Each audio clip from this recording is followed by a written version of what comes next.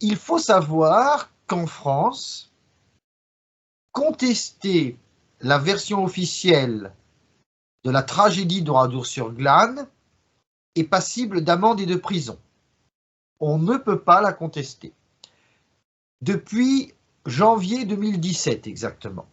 Avant, on pouvait, parce que la loi anti-révisionniste ne s'appliquait qu'à la contestation des crimes contre l'humanité.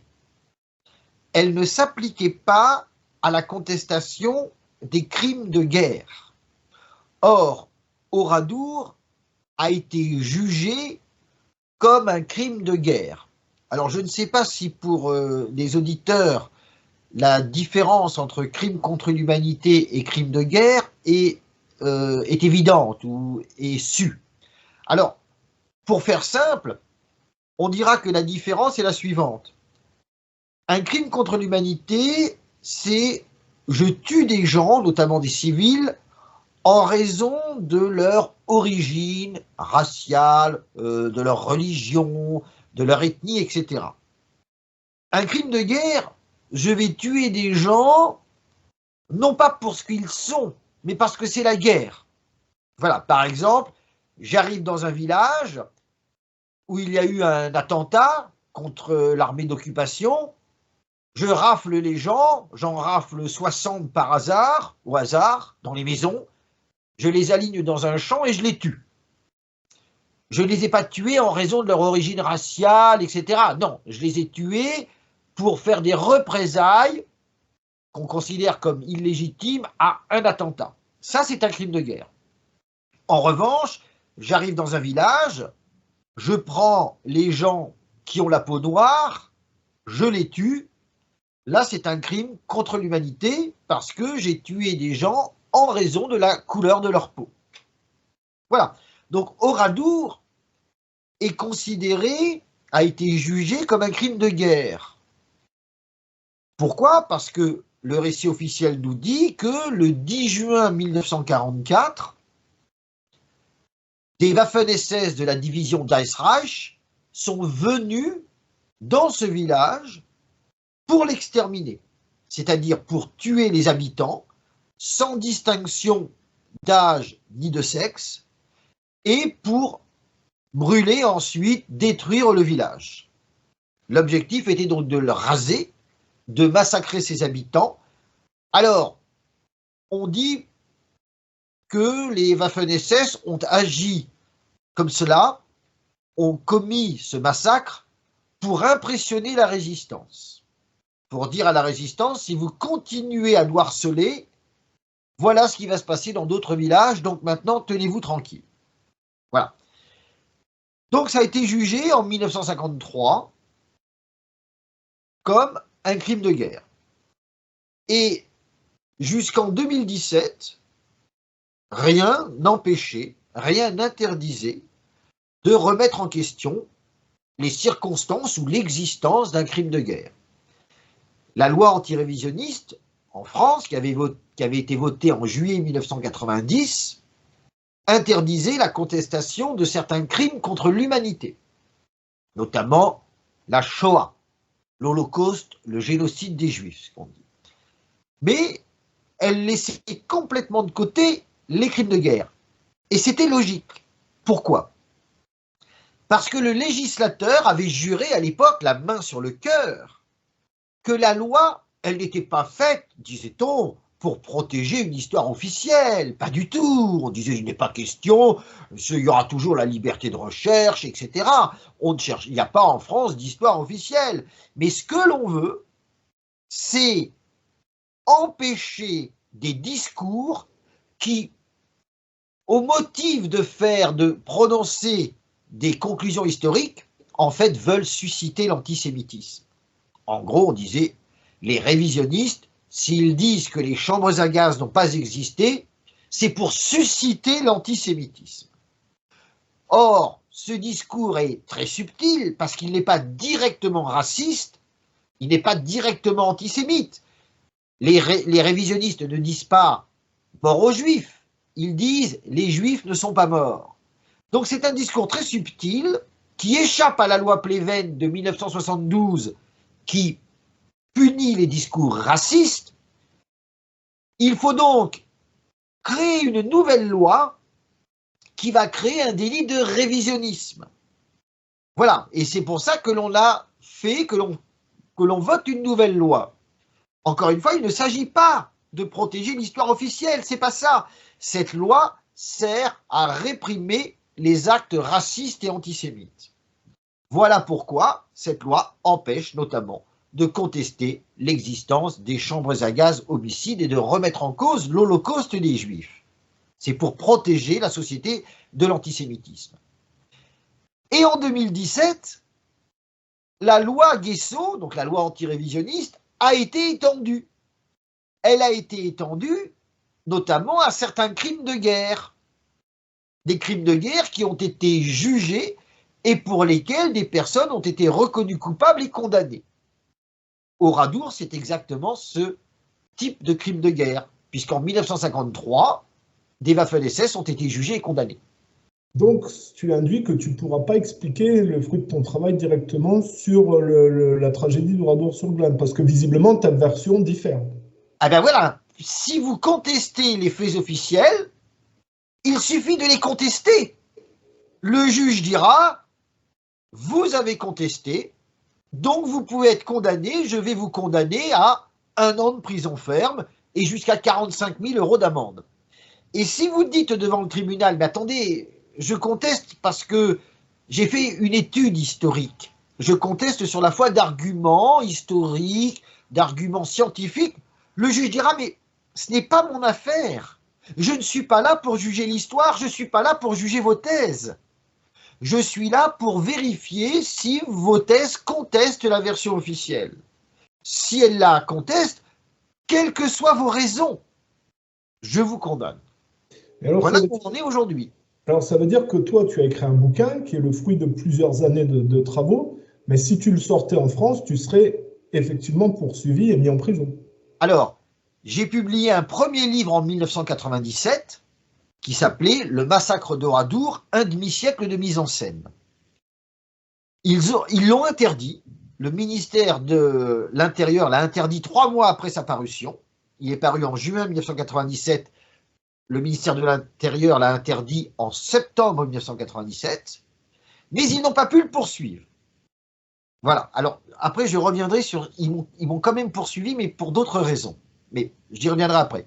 En revanche, en 2022, alors que j'étais en prison, j'ai publié un 2e livre sur la question, un nouveau livre qui s'appelle « Oradour, le cri des victimes ». Ce livre est paru en Angleterre, mais il est possible, je n'en suis pas sûr encore, mais il est possible que mes contradicteurs ou le parquet aient porté plainte contre ce livre. Ah, c'est les fameuses plaintes dont tu ne savais pas, ou dont tes avocats n'étaient pas sûrs qu'elles... Voilà. Peut-être que parmi toutes les plaintes, il y a une plainte contre ce livre. Voilà, voilà où on en est. Ça voudrait dire qu'éventuellement, tu pourrais écrire le fruit de tes travaux. Si tu étais à l'étranger, il y aurait moins de problèmes, quoi. Si j'étais même en Allemagne, il n'y aurait pas de problème. Parce qu'en Allemagne, il n'y a que les crimes contre l'humanité qu'on ne peut pas contester. Mais en France, alors, quand ils ont étendu la loi aux crimes de guerre, ils se sont trahis.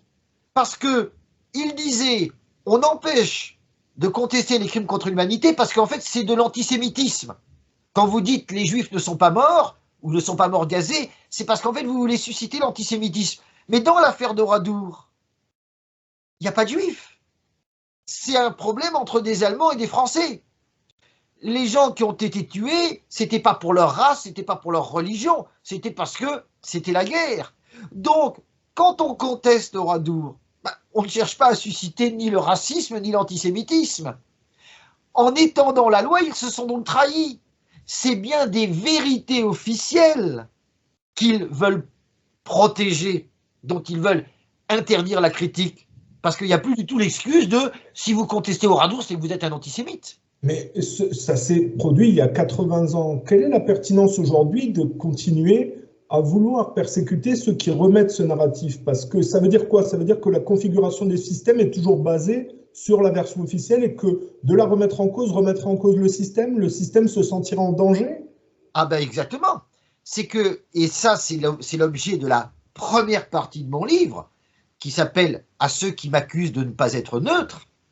L'objet de la première partie de mon livre, de la fin de la première partie de mon livre, j'expose à quel point Oradour est exploité pour des raisons politiques. D'ailleurs, je vous rappelle qu'aux élections présidentielles de 2017, lorsqu'Emmanuel Macron s'est retrouvé au deuxième tour face à Madame Le Pen, qu'est-ce qu'a fait Emmanuel Macron?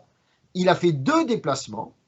Un déplacement au Mémorial de la Shoah à Paris et un déplacement au Centre de la mémoire d'Oradour-sur-Glane. C'est-à-dire que à chaque fois, c'était « Attention, électrices et électeurs, l'extrême droite, vous savez où ça mène. Ça mène aux chambres à gaz, ça mène au massacre de gens dans des villages, etc.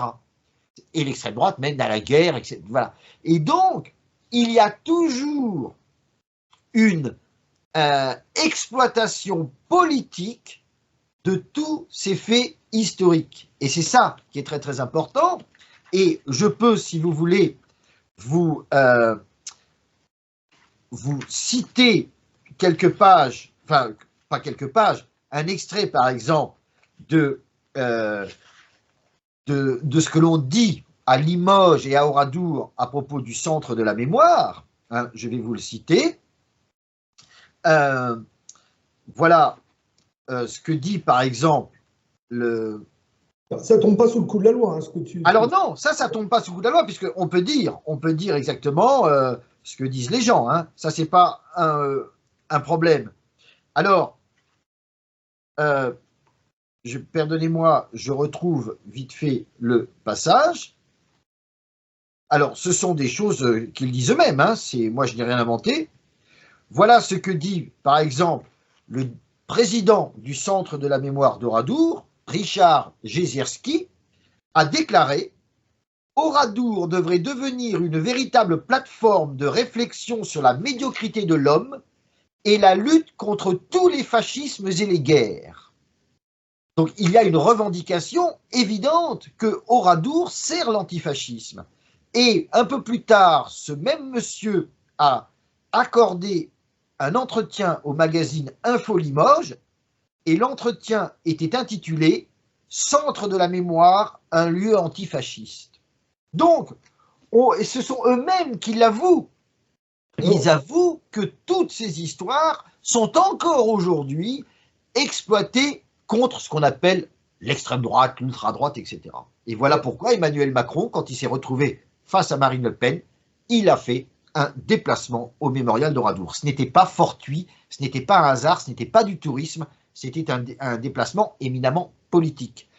Et ça répond à ta question qui consiste à dire pourquoi 80 ans après, eh bien on protège l'histoire officielle.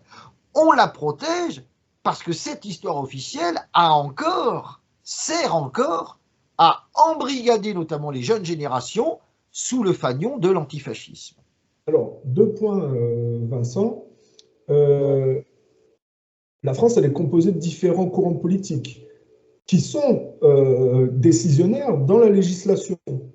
Quel a été le positionnement des personnes de l'extrême droite qui seraient plus tentées de se défaire d'un narratif qui les empêche éventuellement de plus s'exprimer?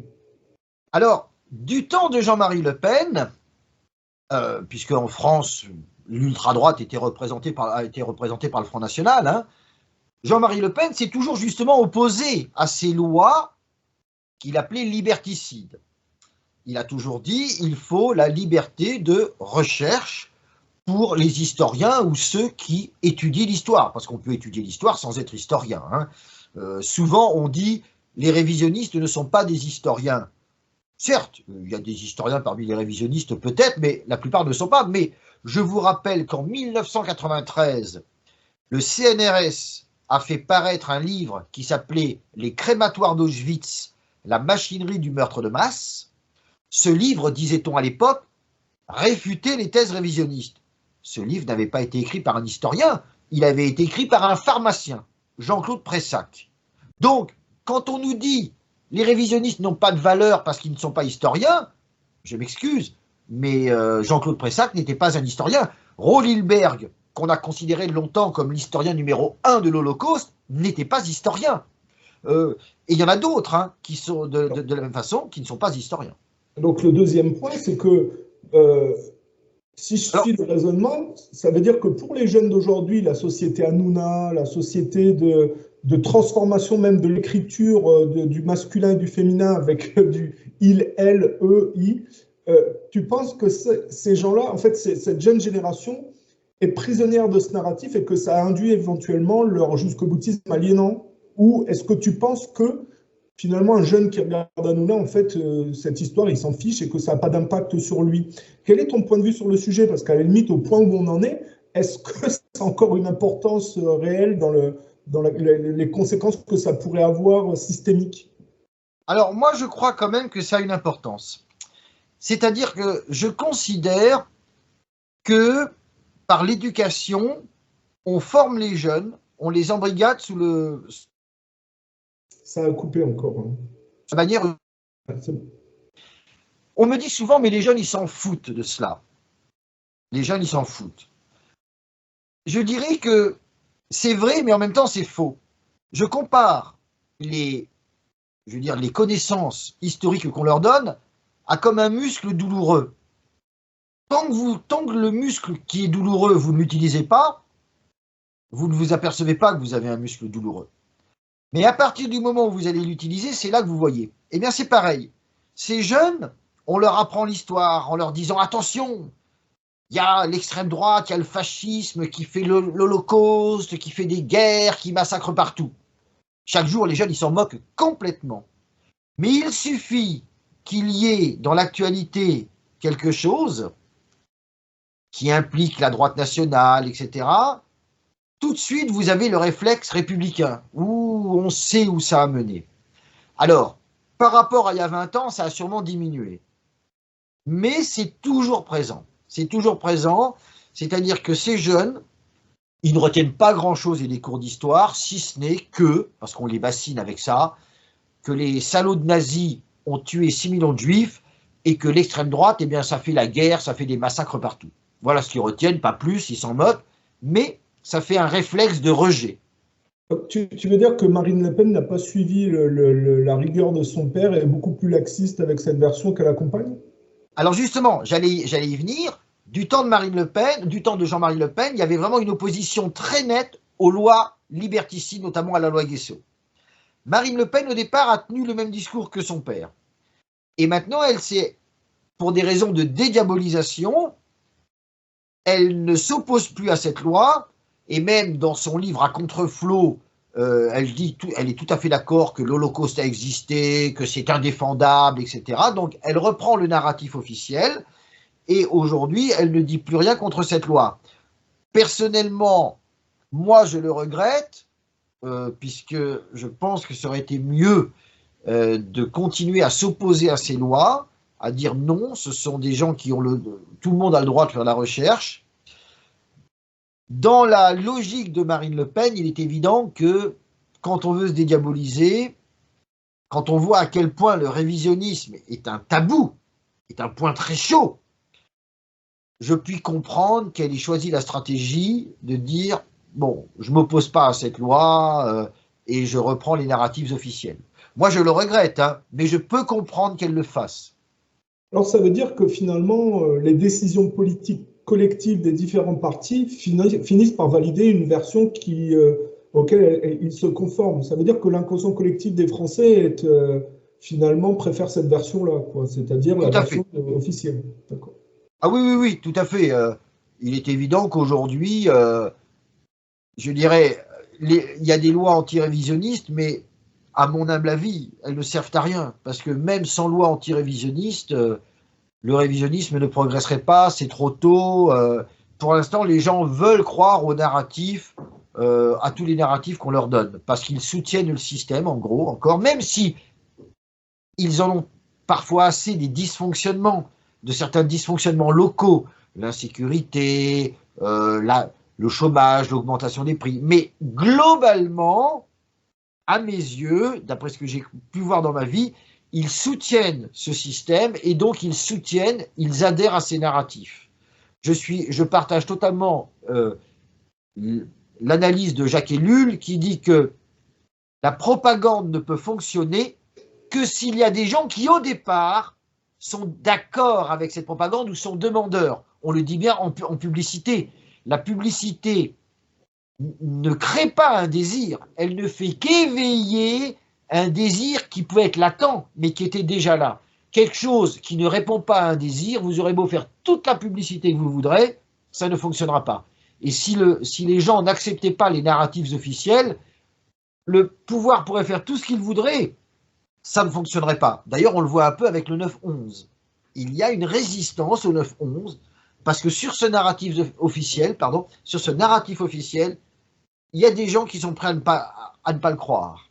Voilà, alors, donc, sachant qu'aujourd'hui, il y a une loi qui empêche de remettre en question la thèse officielle d'Oradour, je ne peux pas parler maintenant de mes recherches. Je ne peux pas parler de mes conclusions.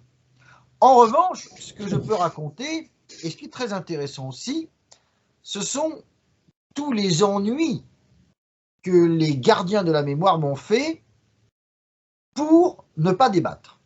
Parce qu'il faut savoir que dans mon premier livre, paru en juin 1997, j'avais terminé mon introduction en disant que j'étais prêt à débattre du moment que le débat soit loyal. J'avais dit, si des adversaires nous invitent à un débat loyal, nous nous empresserons de répondre positivement. Seulement, mes adversaires ne voulaient pas débattre et la seule chose qu'ils voulaient faire, c'était me faire taire le plus vite possible. Donc, ils ont interpellé le ministère de l'Intérieur en disant « il faut interdire ce livre ». Petite anecdote, ils avaient même demandé son interdiction avant sa parution. C'est fou. C'est-à-dire qu'ils ne savaient même pas ce que j'allais dire, mais seulement mon livre, l'hebdomadaire Rivarol en avait parlé, en disant « un livre révisionniste va paraître sur Oradour, etc. » Et à ce moment-là, un comité de vigilance avait prévenu les autorités d'Oradour qui avaient déjà demandé au ministre d'interdire ce livre. Donc, avant même de savoir les arguments que j'allais développer, ils voulaient m'interdire. Naturellement, on ne peut pas interdire un livre qui matériellement n'existe pas encore. Donc, ils ont dû attendre. Mais dès que le livre est paru, en juin, ils ont immédiatement interpellé le ministre de l'Intérieur. À l'époque, c'était Chevènement, monsieur Jean-Pierre Chevènement, en lui disant il faut interdire ce livre. Et en septembre, donc, il a interdit le livre. Le livre a été. Alors, il était interdit non seulement de vente, mais aussi de circulation, de diffusion. Enfin bref, je ne pouvais même pas le distribuer gratuitement. Il était totalement interdit sur tout le territoire français. Mais ils ne pouvaient pas me poursuivre. Ils ne m'ont pas poursuivi. En revanche, ça a changé parce qu'en 2000, j'ai diffusé une cassette vidéo qui s'appelait Oradour, 50 ans de mensonges officiels. Cette vidéo avait été faite à partir d'une conférence que j'avais donnée à Paris. Conférence qui pour moi n'avait pas été très réussie. Et de plus, la vidéo avait été faite par une tierce personne et très peu de mes arguments étaient donnés. Je considérais que cette vidéo n'était pas réussie du tout. Mais j'ai accepté qu'elle soit diffusée à une seule condition, c'est qu'à la fin, on fasse une publicité pour mon livre, qui était encore interdit à l'époque, mais pour qu'on fasse une publicité quand même. La vidéo a été diffusée, et un de mes amis qui habitait Limoges, donc à quelques dizaines de kilomètres d'Oradour, a eu la mauvaise idée de faire la promotion de ma cassette vidéo dans le village d'Oradour même, c'est-à-dire dans le nouveau village, pas le village détruit, mais dans le nouveau village. Il l'a envoyé à des coiffeurs, à des commerçants, à des gens, etc. Ça a fait scandale. Et ils ont porté plainte contre moi. Ils se sont mis en relation avec le préfet de Haute-Vienne pour qu'il interdise la cassette. Il l'a interdite très vite, très très vite. Je crois qu'il l'a interdit le 2 février 2001. Il y a eu un arrêté d'interdiction dans tout le département de la Haute-Vienne. Mais pour eux, c'était pas suffisant. Ils en ont appelé à nouveau au ministère de l'Intérieur pour qu'ils l'interdisent. Et alors là, c'est quelque chose de tout à fait extraordinaire. Le ministère de l'Intérieur l'a interdit en vertu d'une loi de protection des mineurs contre les abus sexuels. Alors ça, c'était tout à fait extraordinaire. C'est un arrêt d'interdiction que je reproduis dans mon nouveau livre et qui mérite de figurer dans les annales. C'était un arrêt, il a été en vertu d'une loi de protection des mineurs contre, en gros, la pédophilie et tout ça. C'est-à-dire qu'en fait, ma cassette était interdite de vente, d'exposition et je crois de distribution aussi, comme s'il s'agissait en gros d'une cassette pédophile. Alors c'était tout à fait extraordinaire. Donc ils ont trouvé un biais pour m'interdire. J'ai un clignotant qui s'allume à chaque coup de ce genre de choses. Est-ce que tu crois que dans ce système législatif, la franc-maçonnerie est très impliquée dans ce côté zélé anti-révisionnisme? Je ne sais pas. Je ne peux pas vous dire. J'ai eu de nombreux noms de juges qui sont passés sous mes yeux, de nombreux noms de partis civils. Je n'ai jamais pu savoir qui étaient ces gens, etc. Donc je ne peux pas répondre à cette question. Ce n'est pas de la mauvaise volonté de ma part, c'est vraiment que je ne sais pas. Ok. Vas-y, Alors, continue. Alors ensuite, ils ont porté plainte contre cette cassette. Alors c'est là que les choses très intéressantes ont commencé, parce que ils ont porté plainte. Alors vous savez, ils utilisent toujours cette même méthode. Quand ils veulent interdire quelque chose, ils multiplient les plaintes afin que ça monte, la mayonnaise monte, vous savez. Par exemple, dans cette cassette, on avait filmé l'entrée du centre de la mémoire d'Oradour. Et dans les dernières secondes, on voyait le bureau d'accueil et on voyait l'hôtesse d'accueil. Mais on la voyait de loin, on ne distinguait pas son visage. Eh bien, ils ont fait porter plainte à l'hôtesse d'accueil pour utilisation abusive de son image, alors qu'on la voyait que quelques secondes sans pouvoir la reconnaître. Mais ça, c'est leur technique. Ils multiplient les plaintes de tous les côtés de façon à dire « Ah là, c'est très grave !»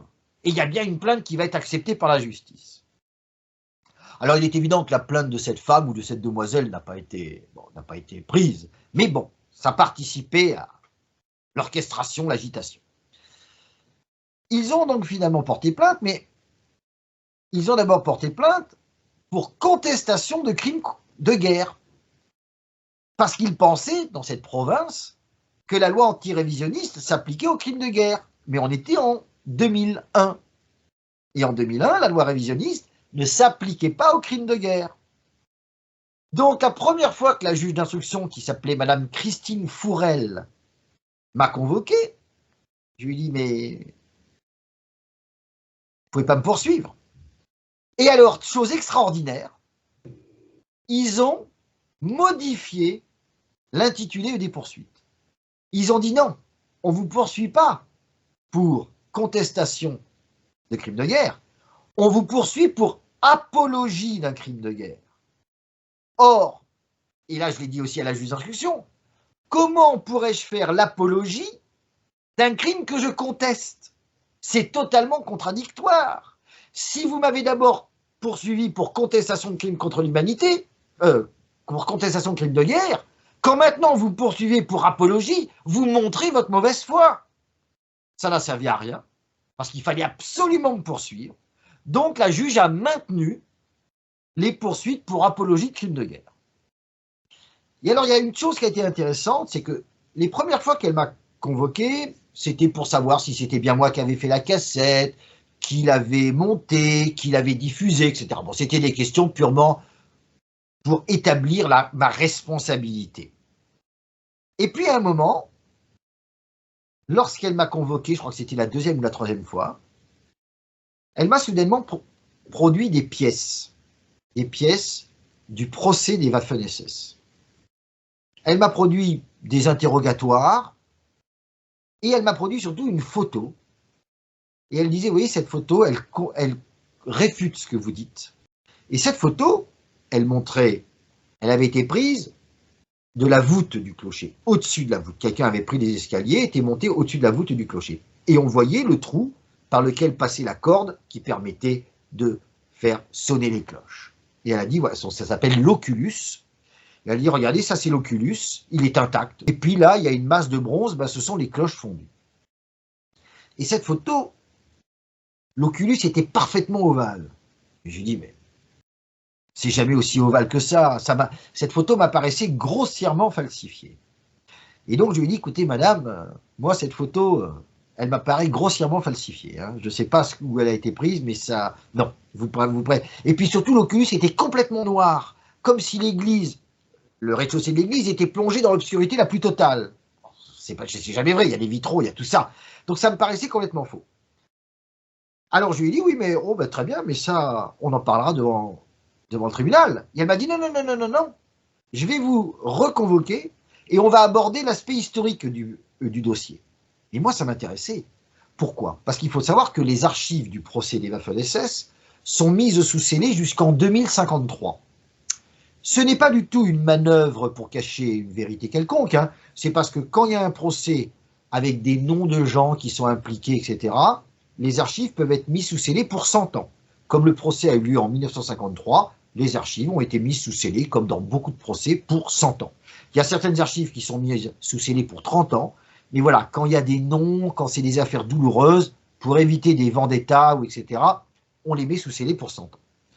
Moi, ça m'intéressait parce que j'avais voulu accéder à ces archives et on m'avait refusé en disant « Mais non, elles sont sous scellé jusqu'en 2053, vous ne pouvez rien faire. » Donc j'étais très satisfait à l'idée qu'un procès entraînerait la production de certaines de ces archives. Bon, donc j'attendais avec impatience ma nouvelle convocation chez la juge d'instruction. Les semaines ont passé, les mois, rien. Et un jour, j'ai appris que l'instruction était close. C'était fini. J'allais être renvoyé devant le tribunal correctionnel. Donc, je n'ai jamais su ce qui s'est passé entre le moment où Mme Fourel m'a dit « Je vais vous reconvoquer pour aborder l'aspect historique du dossier » et le moment où elle a dit « Non, l'instruction est close ». Mais il y a eu une contradiction terrible. Qu'est-ce qu'il s'est passé? Je ne sais pas. Mais il y a une chose qui est évidente, ils n'ont pas voulu aborder l'aspect historique du dossier. Et ces documents qu'elle m'a montrés, je ne les ai plus jamais revus à tous les stades du procès et de la procédure. Jamais. Ils ont disparu aussi vite qu'ils étaient apparus. Voilà. Donc ça, je tiens à le dire, c'est très important. Alors, je l'explique dans ce livre-là, j'explique tout ça. Hein. Documents à l'appui. Bon. Et alors, j'ai été poursuivi pour apologie de crimes de guerre. Alors, au terme d'un raisonnement complètement fallacieux, qui consistait à dire, bon, ben, en disant qu'en fait, les Waffen-SS n'ont pas massacré les femmes et les enfants en les brûlant dans l'église, en disant cela, eh bien, Vincent Renoir justifie ce qui s'est passé, donc il fait une apologie d'un crime de guerre. Or, si j'avais expliqué ce qui s'était passé, je ne disais pas « Bravo les Waffen-SS, vous avez eu raison de massacrer ce ramassis communiste, il fallait le faire ». J'ai jamais dit ça. J'étais poursuivi, mais avec des poursuites rédigées avec une mauvaise foi extraordinaire. Tu as des avocats dans ce cas? Alors justement, j'avais mon avocat, Maître Delcroix. Le procès de première instance a été... Alors, Maître Delcroix m'a dit à la fin, j'ai vu des procès iniques, mais celui-là, j'avais jamais vu aussi inique. C'est-à-dire que le président a tout fait pour escamoter le débat historique. Ils avaient produit contre moi un rescapé du drame, un homme qui avait survécu au massacre d'une grange, qui s'appelait Marcel Dartout. Marcel Dartout a commencé à témoigner, il a donné son témoignage, historiquement correct, et moi, j'ai commencé à le contre-interroger. Il pouvait difficilement m'empêcher de le contre-interroger. Et dès que le président a vu que ça tournait à mon avantage, il a carrément stoppé les débats. Il a dit c'est fini, on en parle, c'est fini. Alors là, moi j'ai rouspété, puisque c'est même dans les notes d'audience prises par la greffière où j'ai dit, mais je ne peux pas m'exprimer. Donc, le premier procès a été complètement escamoté. Encore une fois, je le raconte en détail là-dedans. Complètement escamoté. Je n'ai pas pu parler, je n'ai pas pu développer mes arguments. Absolument pas. Donc, le président s'appelait Casasus Buillet. Et j'ai été reconnu coupable d'apologie de crime de guerre. Mon avocat a été complètement outré. Bon, il a dit qu'il faut faire appel. Il faut faire appel. Et en plus, pendant cette audience, j'ai été condamné pour une cassette vidéo, mais elle n'a même pas été visionnée à l'audience. Lorsque mon avocat a dit, mais il faudrait peut-être visionner la cassette de mon client d'abord. Même pas du tout. Ils n'ont même pas voulu visionner la cassette. Alors, il y a eu un procès en appel. Alors, en appel, c'est apparu, les apparences étaient sauves. Les juges étaient beaucoup moins partiaux. Ils ont accepté qu'on visionne la cassette. Donc, les juges étaient beaucoup moins partiaux. Ils ont accepté que l'on visionne la cassette. Et, bon, ça a été un peu moins injuste. Mais, ils ont confirmé le jugement de première instance. Oui, j'avais fait une apologie de crime de guerre. Et ils ont doublé les peines. Il faut savoir qu'en première instance, j'avais été condamné à 6 mois de prison, dont 3 mois fermes, ou 9 mois de prison, dont 3 mois fermes. Et en deuxième instance, donc en appel, tout a été doublé. Je crois que j'avais 18 mois de prison, dont 6 mois fermes. Donc là, c'était vraiment la lourde condamnation pour apologie de crime de guerre. Et là, j'ai envie juste de te poser la question, tu as un historique derrière? Est-ce que tu as une famille particulière pour qu'il y ait un acharnement à ce point? Ou tu te considères comme une personne lambda, sans arriéré politique au niveau familial? J'ai aucun, je vais te dire, moi, ma famille était absolument, pendant la guerre, totalement neutre. Du côté de mon père, ils étaient en Algérie. Du côté de ma mère, ils se sont réfugiés en Vendée. Ils ont passé la guerre en Vendée sans aucun problème. Donc, je peux vous dire que... Tes origines, quoi, comme origine, comme racine? En fait, j'en ai pas tellement, puisque du côté de mon père, son père était pied noir, d'une famille de pieds noirs algériens, donc en Algérie. Ma grand-mère, du côté paternel, était alsacienne. Du côté de ma mère, son père était suisse.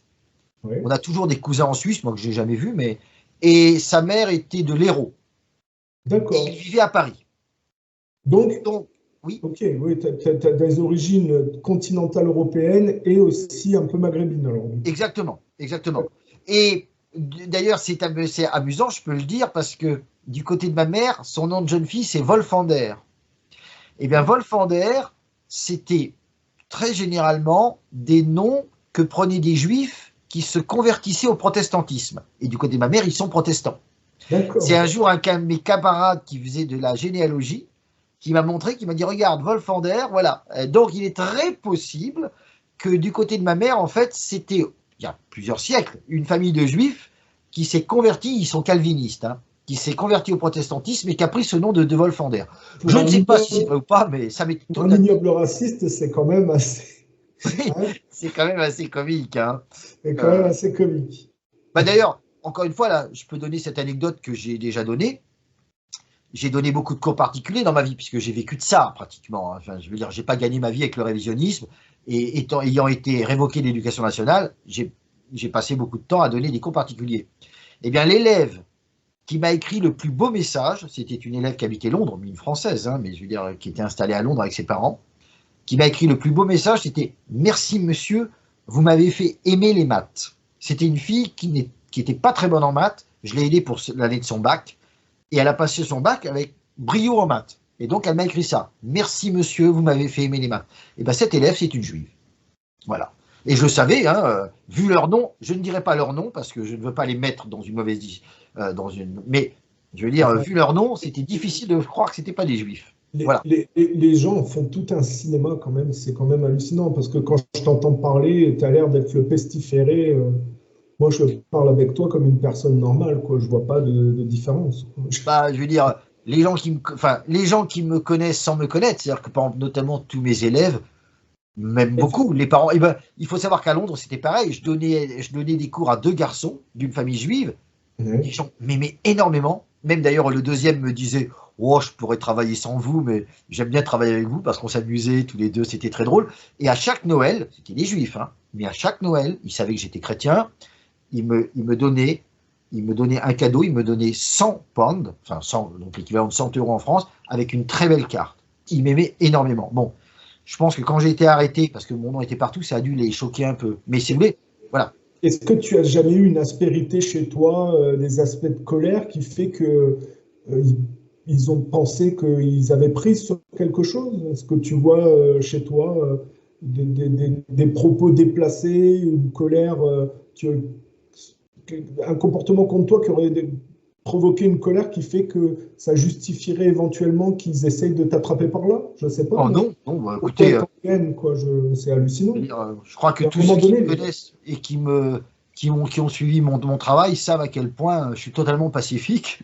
l'hystérie a quand même des limites. À un moment donné, il faut que les gens ils se calment, quoi. Je veux dire, c'est le problème. Donc, euh, donc voilà, enfin, donc pour revenir à Oradour, j'ai été condamné donc très lourdement pour apologie crime de guerre. D'ailleurs, il faut savoir que, je crois que c'était lors du procès en première instance, à la sortie, il y avait des gens qui m'attendaient avec des matraques, hein, prêts à me sauter dessus. Ils avaient distribué un tract avant que je reproduis dans le livre. Ils étaient venus pour me frapper. Alors, fort heureusement, des gens de Limoges qui appartenaient à l'époque au Front National m'avaient dit, vous savez, on connaît Limoges, on connaît les antifascistes, vous risquez beaucoup, on va vous protéger.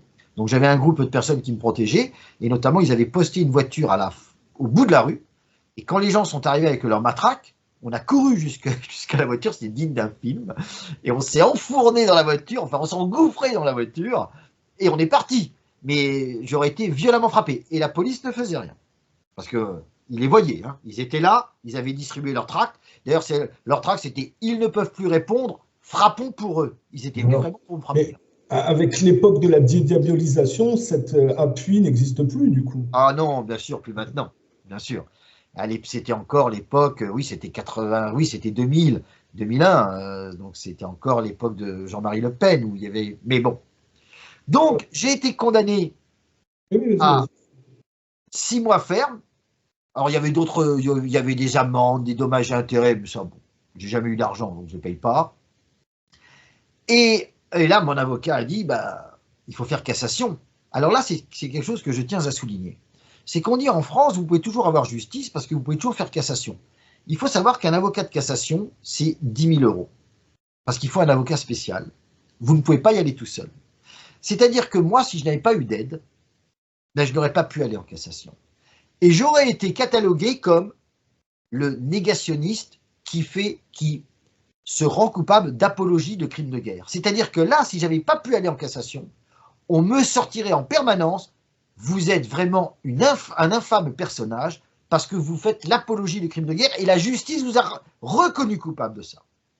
Or, j'ai pu aller en cassation grâce à des gens qui m'ont aidé financièrement, qui m'ont dit on va vous donner de l'argent, vous allez pouvoir payer un avocat. Et c'était en 2005, je crois, c'était en 2005, la Cour de cassation a rendu un arrêt en 3 lignes. 3 lignes.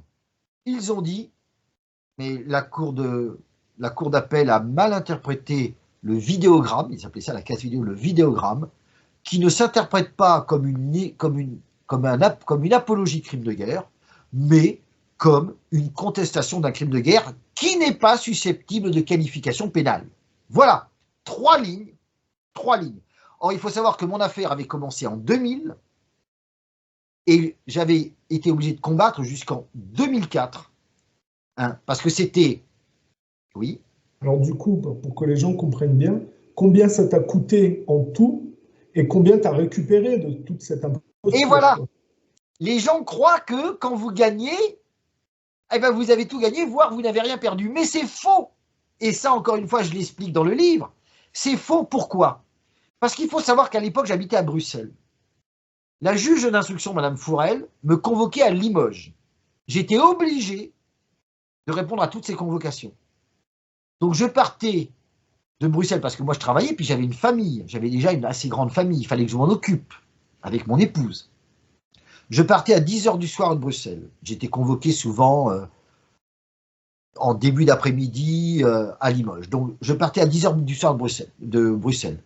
Je conduisais avec ma voiture personnelle, vieille BX. Je dormais dans ma voiture. Bon, c'était un break, j'avais un matelas, attention, mais je dormais dans ma voiture de genre 2 h à 5 h, 6 h. Je me relevais à 6 h pour être sûr d'arriver à Limoges. Là, j'ai été convoqué des fois à 2 h seulement, ou 2 h 30. Au bout de 2 h 30, elle disait bon, bah c'est bon, vous pouvez y aller, je vous reconvoquerai une prochaine fois. Donc je faisais Bruxelles-Limoges pour 2 h 30 d'un interrogatoire. Je repartais. Il faut savoir que pendant l'enquête, c'était le 16 mai 2001, je m'en souviendrai toute ma vie. J'étais absent, je donnais des cours particuliers en France. Ma femme m'appelle, Vincent, la police vient de partir, ils ont tout embarqué dans ton bureau. Parce que les autorités françaises, Madame Fourel, avaient ordonné une perquisition dans mes locaux.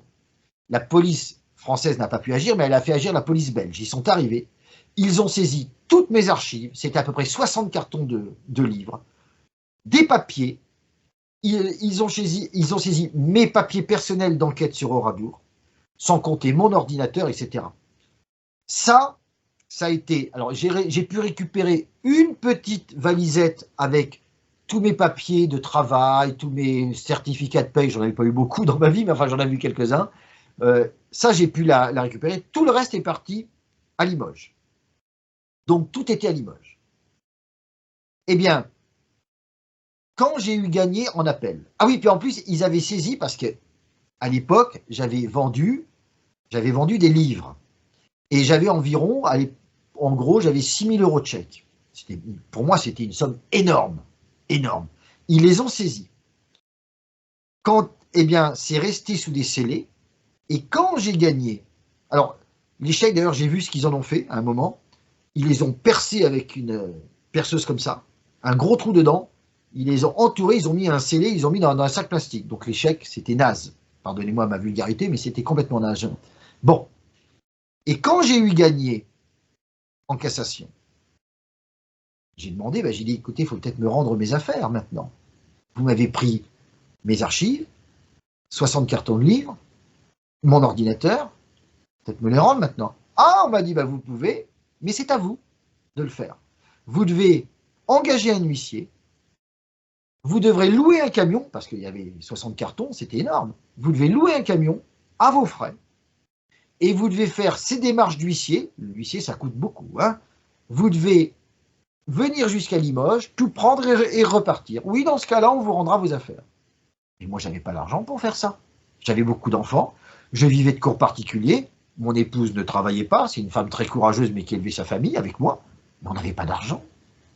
Donc, ces affaires, elles dorment encore, à l'heure actuelle, où elles sont censées dormir encore, au tribunal de Limoges. J'ai rien récupéré. Rien.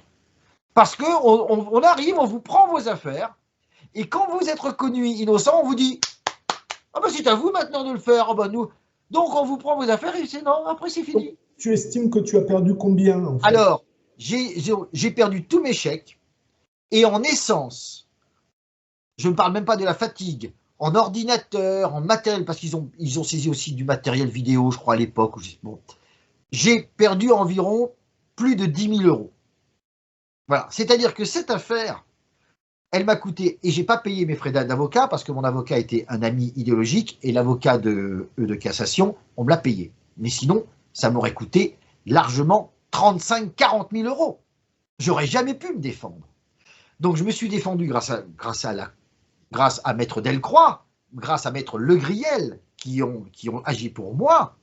Mais il faut savoir donc que j'ai perdu toutes mes affaires. Aujourd'hui, mes archives, je ne les ai plus. Mon ordinateur, c'était le 5 ou le 6e qui me saisissait, j'ai jamais revu. Et donc, même quand vous êtes déclaré innocent, les gens se disent « Oh, vous avez gagné !» Non, non, non. On a perdu beaucoup d'argent, on a perdu de l'énergie, on a vécu du stress. Et ce qui me fait halluciner, si tu me permets, parce que je suis en train d'y réfléchir, si aujourd'hui on disait par exemple, oui, en fait la responsabilité c'est les résistants, si on trouvait ce genre de choses, qu'est-ce que ça changerait? C'est ça qui me fait halluciner. Ah oui, mais moi je vais pas... cirque tout ce cirque pour ça, c'est de croire que cette narration a autant d'impact et autant d'importance pour Ah eux. ben pour eux, oui. Pour eux, oui, je pense. Mais je peux vous dire que l'enquête, ils l'ont menée comme une enquête de terrorisme. Mon ami de Limoges avait envoyé des lettres avec un bon de commande pour ma cassette. Ils ont décollé les timbres et ils ont fait une analyse derrière les timbres pour retrouver l'ADN de celui qui avait collé les timbres. Ils ont vu que c'était pas mon ADN, parce que moi, comme j'ai été convoqué à la police, on m'a pris plusieurs fois mon ADN, ils l'ont, hein. Ils ont mes empreintes digitales, mon ADN et même mes empreintes oculaires. Donc, moi, elles sont pour me cacher, maintenant, c'est pas possible. Mais c'est comme ça qu'ils ont pu, en voyant qu'un gars de Limoges m'avait écrit du courrier dans mes archives, ils ont été le voir, ils ont prélevé son ADN, ils ont trouvé que c'était l'ADN des timbres. Et c'est comme ça qu'ils l'ont coincé et que le gars a été mis en procès avec moi. J'en parle pas parce que il a eu une petite peine, c'était pas lui qui visait vraiment, il n'a pas fait appel, bon ça. Mais ils ont donc été jusqu'à décoller des timbres, faire des analyses d'ADN comme si c'était un meurtre. Et justement, ça retombe sur leur accusation calomnieuse à un moment donné. Ils n'ont pas le même zèle pour les pédocriminels, c'est certain. Alors attends, là, j'ai pas entendu, ça a coupé. J'ai dit, ça me fait penser à ce que tu disais tout à l'heure sur l'accusation fallacieuse. Ah oui. Qu'ils n'ont pas le même zèle sur les pédocriminels, effectivement. Hein. Ça va, on voit l'inclinaison, quoi. Oui. C'est quand même on peut des fois se demander. Hein. Mais je peux vous dire, et d'ailleurs, ça démontre à quel point pour eux, tous ces narratifs sont capitaux. Nous, on peut dire, et alors? Parce que c'est vrai que dans ma famille, même, tout le monde est très très contre moi dans ma famille. Mais quand même, ils disent, mais c'est incroyable. Incroyable, qu'est-ce qu'on fait à Vincent? Et alors, vu le degré de nullité collective et de conneries collectives, il faut le dire comme ça, et de mauvaise foi, pour qui tu fais ça? Ben, je dirais qu'au départ, quand j'étais jeune, j'y ai cru. J'ai cru que ça allait changer les choses. Et puis après, je me suis rendu compte qu'il n'y avait plus rien à sauver, que les gens ne voulaient pas. Alors, maintenant, je le fais pour deux choses. Pour l'avenir, au cas où. Parce que je me dis la chose suivante. Je me dis que le jour où les gens en auront marre de ce système, ils vont balancer ce système et donc balancer toutes les croyances qu'on leur a imposées. C'est un peu, vous savez, comme quand à la Révolution, beaucoup ont dit, allez hop, on décapite je dis pas les rois, mais on décapite les statues de saints, on veut plus toutes ces histoires d'église, etc. On en a ras-le-bol. Quand on renverse un système, on se débarrasse de toutes ces croyances. Et je pense que ce jour-là, les gens diront, eh bien, au Radour, on en a marre. On nous faisait croire ça, ça doit être faux. Et à ce moment-là, des gens diront, oui, il y avait un gars, à l'époque, il a vraiment morflé, il a écrit des livres comme quoi c'était peut-être pas ça. Et donc ces gens-là, ce jour-là, diront, ah ben voilà, oui, voilà, regardez, il l'avait écrit. Ben, ils s'en moqueront de ce que j'ai dit. Mais comme ils voudront, parce qu'ils voudront renverser le système, ils renverseront toutes ces croyances, ils diront, voilà, vous voyez, là, il y a une preuve que c'était pas ça. Bon, je pense que ça se passera comme ça. Donc, au cas où dans le futur, ça se passerait comme ça, je suis heureux d'avoir légué ça à la postérité. De toute façon, ça ne me fait pas gagner beaucoup, hein, même pratiquement rien. Ça me fait plutôt, je crois que ça va encore m'attirer des ennuis. Mais, ça, c'est la première chose pour laquelle je fais. Et la deuxième chose, ben, c'est pour moi-même. Alors, on va dire pourquoi pour toi? Eh bien, parce que, encore une fois, par mon aventure révisionniste, j'ai beaucoup souffert, j'ai beaucoup vu de choses, mais ça m'a permis justement de m'améliorer.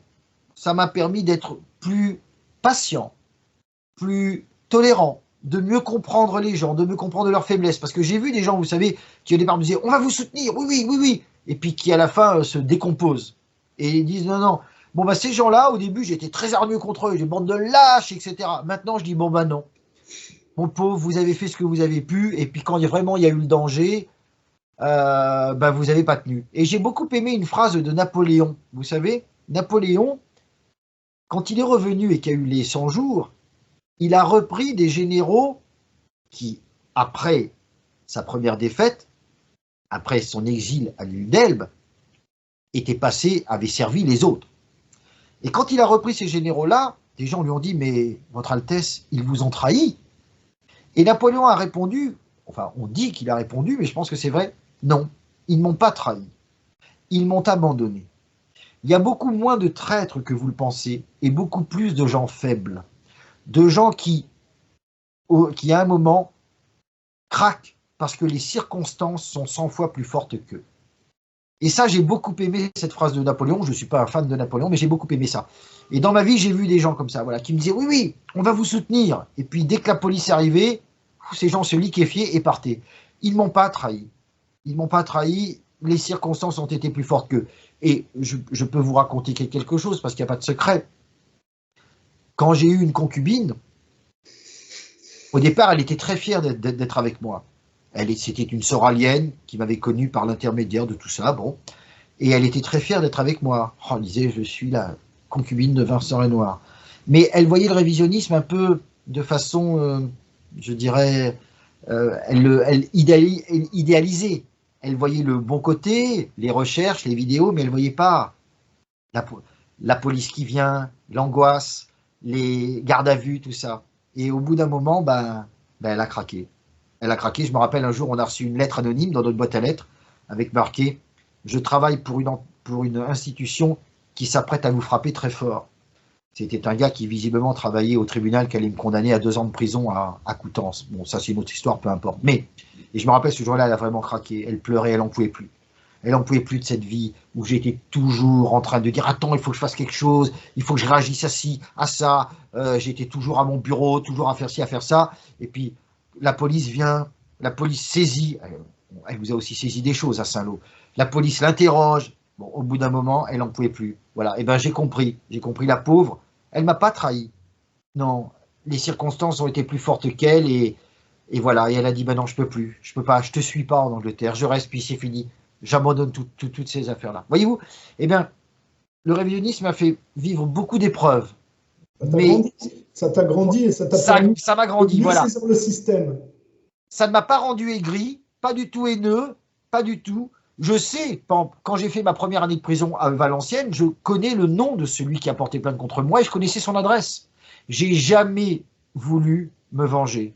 Jamais. J'aurais pu demander à des gens, allez-y, on ne saura jamais que c'est moi qui vous ai demandé. Je ne l'ai jamais fait ça et je n'aurais jamais voulu le faire. Je veux dire, donc, le révisionnisme m'a permis de grandir. Donc, pour moi, peut-être que je sers l'avenir en léguant à l'humanité des textes, des vidéos, etc. Peut-être pas, je ne sais pas, ça c'est Dieu qui décidera. Il y a un troisième aspect que tu oublies aussi, c'est que tu as tous les gens qui s'intéressent à la vérité et que ça aide à comprendre. Oui, ça c'est un troisième aspect, tu as tout à fait raison de le souligner. J'ai ouvert les yeux à beaucoup de gens, alors j'aime pas dire ça parce que ça fait un peu prétentieux, c'est moi que voilà, non. Par mon action, il y a des gens qui m'ont dit, oui, on a ouvert les yeux grâce à vous, et puis vous nous avez inspiré, vous prenez les choses positivement. Quand on a des petits ennuis, on se dit, oh, on en connaît qui en ont des pires et qui réagissent positivement. Donc, voilà pourquoi je le fais. Je n'ai plus aucun but politique, parce que pour moi, c'est fini. Comme m'a dit une petite bergère pendant que j'étais en prison, ce qu'on veut sauver est déjà mort. Enfin, pour moi, ce que je voudrais sauver, c'est déjà mort. Il y a une autre société qui s'ouvre, qui, à mon avis, n'est pas vraiment une bonne société. Mais peu importe, c'est pas à moi de la juger. Je pense qu'on va vers une dictature de la pensée, une dictature sanitaire, une dictature du tous contre tous. Mais bon, je pense pas que pour l'instant, enfin moi, c'est pas moi qui vais l'en empêcher. Mais je continue parce que, ça me fait vivre des choses qui m'ouvrent, qui me changent, qui m'améliorent, qui me bonifient. Ok. Voilà. Donc c'est mon affaire d'Oradour, c'est comme ça que j'ai vécu Oradour. Et je le répète, aujourd'hui vous avez une loi, donc faites très attention. Et puis il faut savoir qu'il y a quelque chose de très grave qui s'est passé le 6 mars, il y a 2 jours. Il y a une nouvelle loi qui a été votée par l'Assemblée, qui va être promulguée, faut pas, qui réprime les propos révisionnistes privés. Parce que jusqu'à présent, il fallait s'exprimer publiquement. Ils l'ont bien dit, il y a un amendement qui dit que si vous, par exemple, entre collègues à l'entreprise, vous soutenez les thèses révisionnistes et que vous êtes, qu'il y a une délation, que vous êtes dénoncé. 1984 en plein. On y est. Ah, moi, j'y croyais pas. Alors, vous n'aurez pas de prison, mais vous aurez quand même 3 750 € d'amende. Hein. Thierry Breton n'est pas revenu les mains vides des États-Unis. C'est-à-dire, à un moment donné, il avait magouillé, il s'est barré aux États-Unis pour qu'on l'oublie, mais il est revenu avec certaines directives, visiblement. Et là, voilà. Donc, c'est arrivé le 6 mars, extrêmement grave, hein, extrêmement grave. Les propos... C'est rétroactif parce que j'ai quand même des milliers de vidéos. Moi, il va falloir que je m'inquiète. Ah ben, il va y avoir... Ben, de toute façon, ils l'ont dit, hein, il faut mettre un arrêt à tous les discours de haine. C'est facile de dire que c'est de la haine. Hein, je veux dire, moi, j'ai jamais eu l'impression d'avoir semé des discours de haine. Mais enfin, on va tous... La haine, c'est eux. Ben voilà. D'ailleurs, j'avais bien aimé... Enfin, c'était pas vraiment ça, mais c'était quelqu'un, c'était un Anglais qui avait dit une phrase, on pourrait le... il dit « Trust sounds like hate for those who hate the trust ». Ça veut dire « La vérité apparaît être de la haine pour ceux qui haïssent la vérité ». J'ai trouvé cette phrase très très juste. Quand ils nous disent « Vous avez des discours de haine », non, on a des discours de vérité. Mais vous n'aimez pas la vérité. Là, ça, vous la détestez. Et vous la haïssez, donc vous nous accusez d'avoir la haine. Mais moi, ce que j'ai vu arriver près de moi à vouloir me frapper, c'était des gens d'en face. Hein. Et je voulais savoir, est-ce que tu penses que la communauté juive, dans la haine qui t'a persécuté, a joué un rôle dans la volonté de pousser les gens à avoir ce comportement envers toi? Est-ce que derrière, ils ont tiré des ressorts, des fils pour te persécuter? Est-ce que ce sont eux, derrière, qui ont le plus joué de leur influence pour te condamner? Oh bah, il est évident que j'ai toujours eu la LICRA, la Ligue contre le racisme et l'antisémitisme, derrière moi, qui d'ailleurs s'appelait la LICA, hein, c'est la Ligue internationale contre l'antisémitisme. Parce que pour Oradour, c'est pas très logique. Il n'y a pas de juifs. Ah mais oui, mais justement, mais ils disent attention, Oradour, Auschwitz, ce même combat. Ils veulent nier ça pour après. Ils l'ont dit carrément, hein, je veux dire. Donc j'ai toujours eu la LICRA en face de moi. Je sais que j'ai l'OJE, l'Organisation juive européenne, qui agit contre moi. Bon, il est évident, mais ça, c'est de bonne guerre. Quand ça concerne la communauté juive, en fait, c'est des questions d'intérêt financier. En fait, eux, ils ont peur. En fait, s'il n'y avait pas d'intérêt financier en jeu qui serait remis en cause par ça, tu ne serais pas embêté, certainement. Faut pas être je ne sais pas, moi, ce qui les motive. J'avoue que là, ça peut être très complexe. J'ai lu, j'ai entendu, ça peut être très complexe. Des fois, il y a quand même des juifs qui disent « Oui, mais vous savez, si vous commencez à dire qu'on a menti, vous allez susciter l'antisémitisme, les gens vont se venger, patati patata. » Il y a même, non, je pense qu'il y a de tout. Il y a des gens qui doivent peut-être voir les intérêts financiers, ça je pense que c'est vrai, mais il y a des gens qui voient les intérêts géopolitiques en disant « Bah oui, mais Israël, c'est né en 48 parce qu'il y avait la Shoah avant. Si la Shoah tombe, comment va-t-on justifier l'existence d'Israël ?» Donc, vous voyez, je pense qu'il y a, enfin, tu vois, je pense qu'il y a énormément de raisons pour lesquelles des gens peuvent lutter contre le révisionnisme. Et puis, il y a ceux qui sont honnêtes, qui croient vraiment que l'on ment. Hein, je veux dire, je ne dénie pas à certains de mes adversaires, ou à beaucoup de mes adversaires, l'honnêteté. Hein, ou même des gens qui disent, bon, peut-être que ça n'a les chambres à gaz, peut-être que, mais enfin, on nous a massacrés, on nous a déportés, c'est suffisant. Et donc il y a des gens qui disent oui, peut-être qu'ils ont raison sur certains points, mais enfin, quand même, et ce qui n'est pas... Parce que toi, en plus, le truc, c'est que tu as croisé plusieurs choses. Il n'y a pas que l'affaire d'Oradour, c'est que tu as remis pas mal de choses en cause, en fait. Exactement. Donc moi, j'avoue que souvent, je concentre leur haine, hein, mais je peux le comprendre, hein, je peux le comprendre. Je veux dire... ils ne me connaissent pas. On haït toujours celui qu'on ne connaît pas. Quand on apprend à le connaître, on le haït beaucoup moins, voire on comprend qu'il n'y a pas à avoir de haine.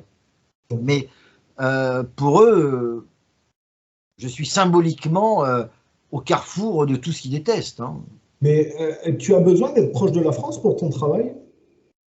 Proche de la France? Ben, pour l'instant, on m'y a ramené de force. Non, mais au niveau de travail d'archives que tu fais, est-ce que tu as besoin de la proximité de la France? C'est ça que je veux dire. Oui, c'est quand même souvent important.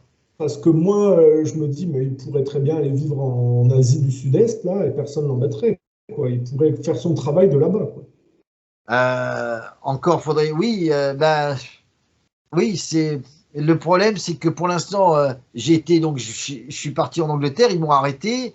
Maintenant, je suis en France. De toute façon, j'ai pas de papier de voyage, comme on dit. Hein. J'ai ni passeport ni rien. Pourtant, tu es un citoyen français, donc tu devrais bien. Ça Oui, coûte mais 80. ma carte d'identité, je l'ai donnée au juge. Mon passeport, il n'est plus valide et il faut que je le donne au juge. On s'arrange pour que je ne puisse plus quitter le pays maintenant. De toute façon, j'ai pas envie de le quitter pour l'instant. J'ai envie d'avoir mon procès jusqu'au bout. Ah oui, d'accord. Ok. Bon, il y a des raisons pour lesquelles je voudrais avoir mon procès, mais c'est encore trop tôt pour les dire. Mais voilà. Mais il est Et évident que, bon, voilà. en tout, tu as fait combien de temps de prison? Alors, j'ai fait jusqu'à présent, j'ai fait 24 mois de prison, 2 ans. D'accord. Ça commence à faire. Hein. Quand Oui. on sort de la prison, on dit oh, il a, par exemple, je prends des fois un exemple de quelqu'un qui a tué. Oh, il a que 8 ans de prison, c'est rien. Bon, je défends pas les assassins, hein, pas du tout. Mais vous savez, quand vous êtes en prison, ben déjà, 6 mois, c'est long. Hmm. Moi, j'ai fait 2 ans. Bon, alors j'ai une chance extraordinaire, c'est que j'aime la lecture, j'aime le dessin, j'aime le calme. Donc, en prison, ça va. Tu t'en sors. Je ne fume pas, je ne bois pas d'alcool, j'en bois jamais. Ma nourriture, quand j'étais étudiant, je mangeais que des Weetabix matin, midi et soir. Euh, Là, maintenant, je mange que des légumes, donc ça va. Si vous voulez, donc j'ai pas de dépendance.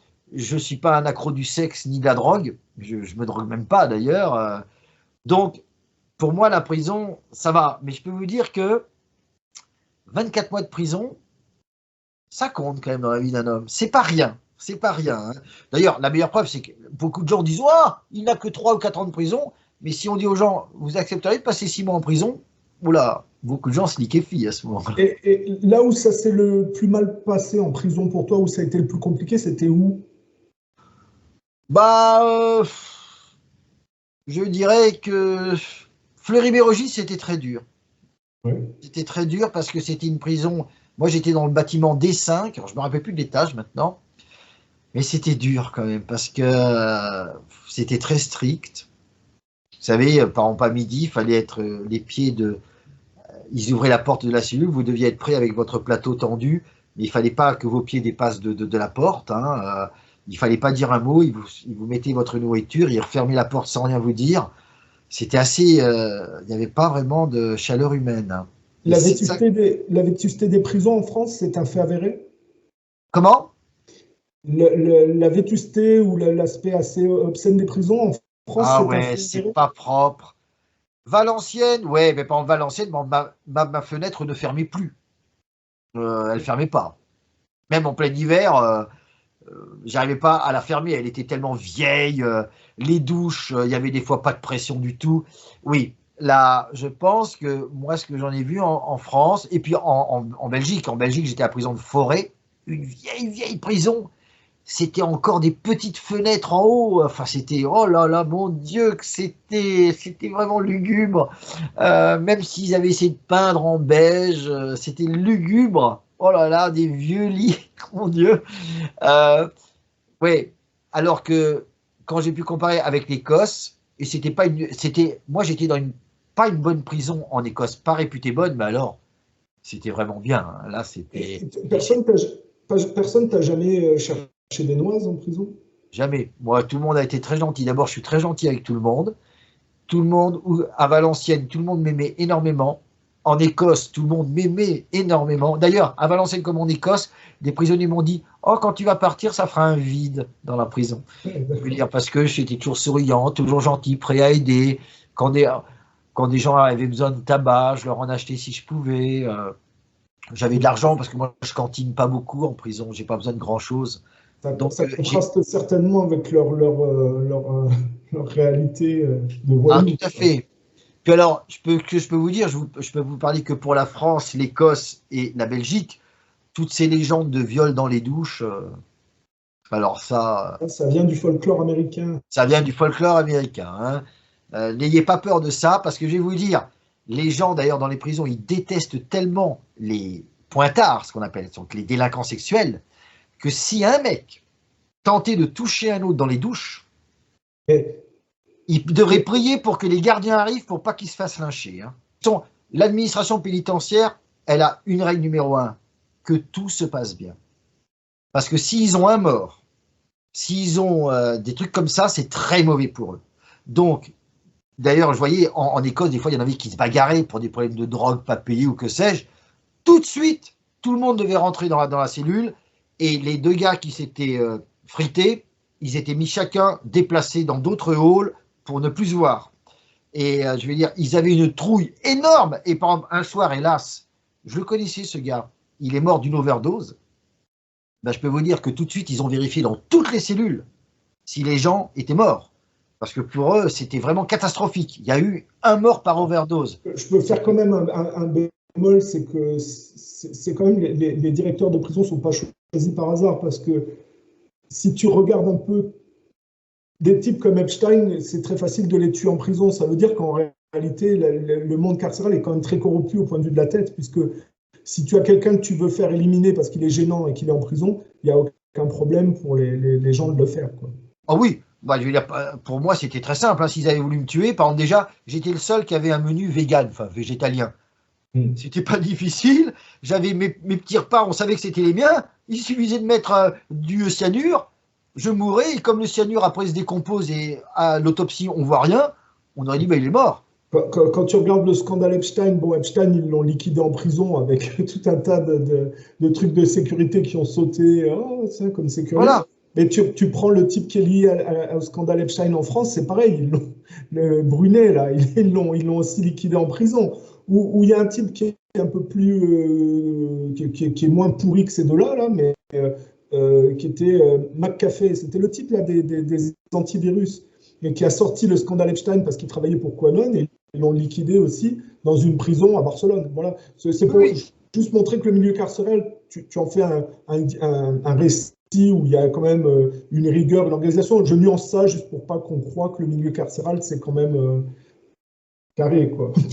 Ah oui, non, bah, bon, moi encore une fois, je pense qu'ils s'en foutent de moi, parce que bon, j'ai pas d'audience, j'ai rien. Mais tu es le candidat parfait pour un directeur de prison, quoi. Comment?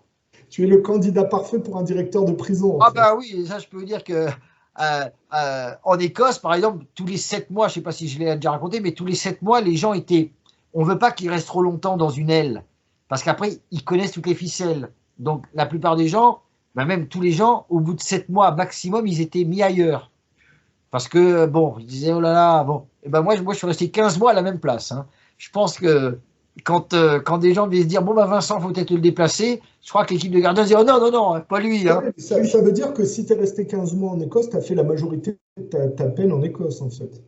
J'ai fait les 9 mois pour lesquels la France me cherchait, je les ai fait en Écosse, et j'ai fait 6 mois de plus. Donc j'ai un crédit de 6 mois maintenant. D'accord. Okay. Voilà. J'ai un crédit de 6 mois que la France va prendre en compte. Hein. Ils l'ont dit, hein. Ils l'ont écrit, ils ne vont pas se dédire maintenant. J'ai un crédit de 6 mois. Voilà. Mais quand tu dis que tu as un crédit de 6 mois, tu n'as pas fait 6 mois de plus que ce que tu aurais dû. Si, j'ai fait 6 mois de plus, donc sur ma prochaine peine, on va me retirer 6 mois. D'accord, ok. Mais comment c'est possible que tu en sois arrivé à faire 6 mois de plus? Parce que mon extradition a pris très longtemps et la justice écossaise ne voulait pas me relâcher en disant il va redisparaître dans la nature, donc on ne veut pas. Donc on le garde. Mais après, ils ont dit bon, ben, ce sera du crédit. Ils savaient que j'allais être condamné après. Hein. Ouais. Donc ils ont dit ce sera du crédit pour vous. Et là, tu t'attends à combien pour la suite? Oh ben, j'aurai 1 an là, j'aurai 12 mois, hein, c'est évident. 12 mois. Okay. Parce que maintenant, ils mettent toujours 12 mois. Hein. Ça fait depuis 2008, je crois que je suis toujours au maximum. C'est une question de génération dans les gens qui te poursuivent, parce que je me dis aujourd'hui, ils pourraient se calmer un peu leur délire, quoi. Ah, je crois pas que ça se calme, hein. Je crois que c'est de pire en pire. Mais c'est des anciennes générations de gens qui te poursuivent, ou même les jeunes sont dans le truc? Ah non, il y a des jeunes, il y a de tout, je crois.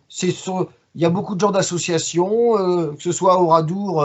Au Oradour, maintenant, il y a les petits-fils, il y a les, vous savez, tout ça. Non, c'est pas question générationnelle, je crois pas. Okay. Voilà, donc on en est. Moi, j'en suis pas sorti en tous les cas. Enfin voilà.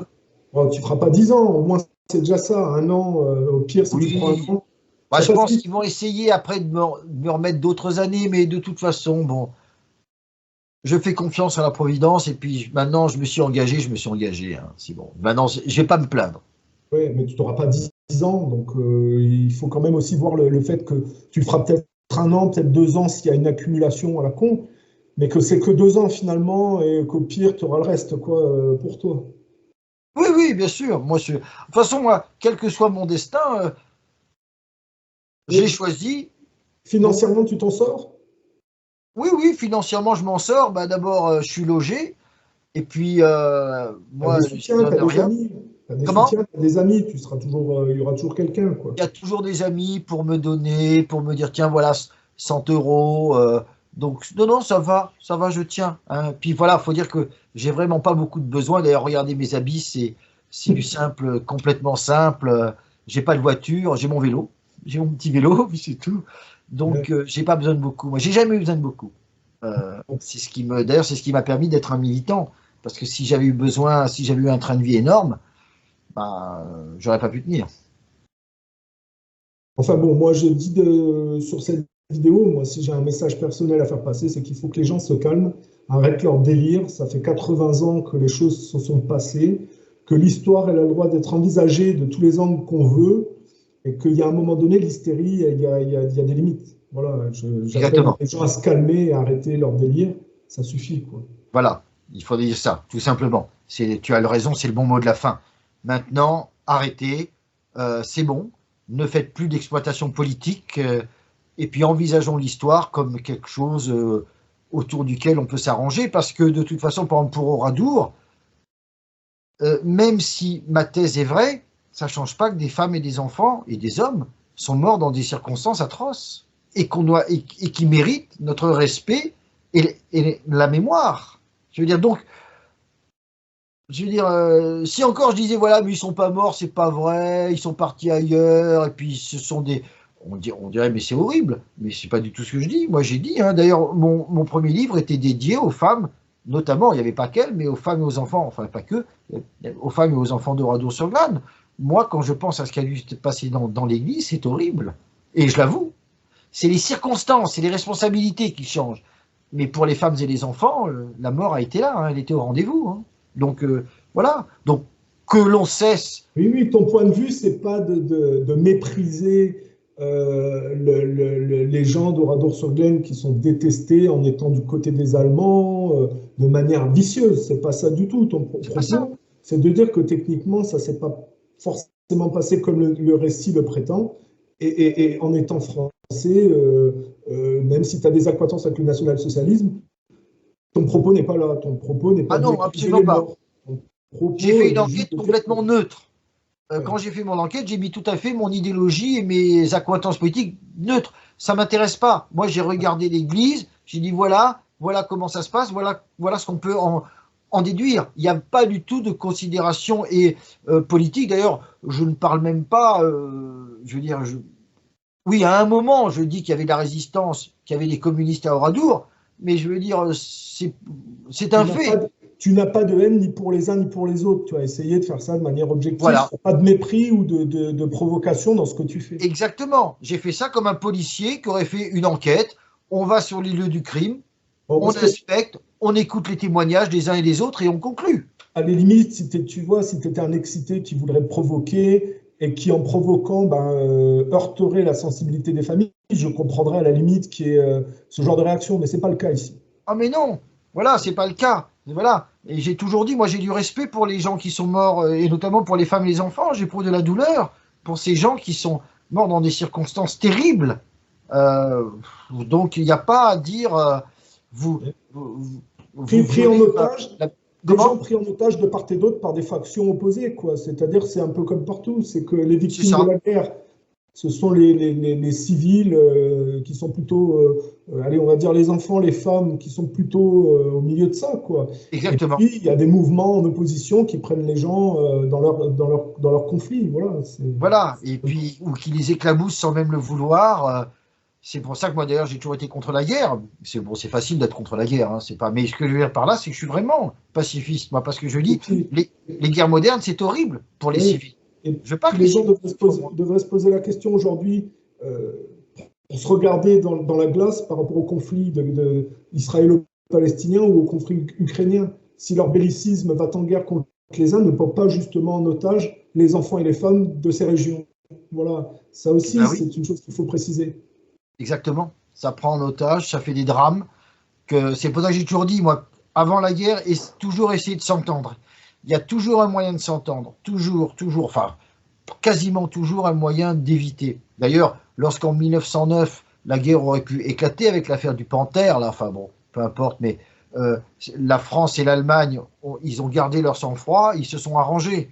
Il n'y a pas eu de guerre. Pourtant, il y aurait pu y avoir. Et en 14, si d'un côté et de l'autre, on avait eu un peu plus de sang-froid, on aurait peut-être pu éviter. Si on n'écartait pas systématiquement les pacifistes, Oui. ça serait moins compliqué. Voilà. Oui, exactement, c'est vrai. Par exemple, c'est très dommage quand dans fin des années 30, le mouvement pacifiste français était beaucoup trop éclaté entre la gauche, la droite. Et s'ils avaient été vraiment ensemble, il y aurait pu y avoir, enfin, on aurait pu éviter, je pense. Mais hélas, les pacifistes étaient trop éclatés. Si les gens étaient assez courageux pour neutraliser les va-t-en-guerre et les hystériques qui trahissent tout le monde en essayant de pousser au chaos, je pense à Macron en ce moment d'ailleurs, ou à ce genre d'excités qui